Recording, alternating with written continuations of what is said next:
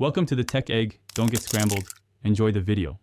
You start by ensuring the basics: cables plugged, Wi-Fi switch on, and the router works. This saves time.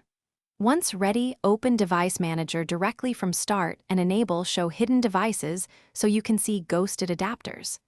Now scan the network adapters and other devices sections for missing or unknown entries.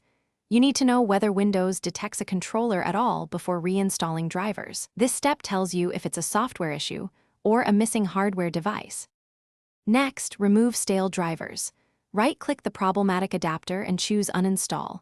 If Windows offers Delete Driver software, accept it to clear corrupted files. Once uninstalled, use Action Right Arrow Scan for hardware changes so Windows attempts a fresh detection.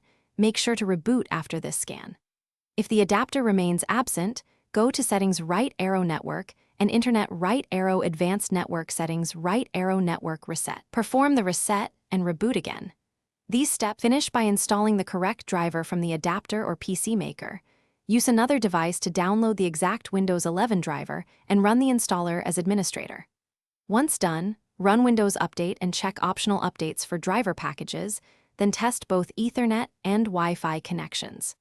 If problems persist, use System Restore to a known working point or test with a cheap USB network adapter to rule out hardware failure.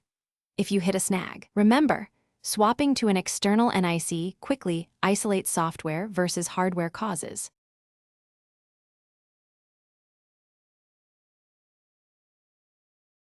Thanks for watching. Consider subscribing if I helped unscramble your problems.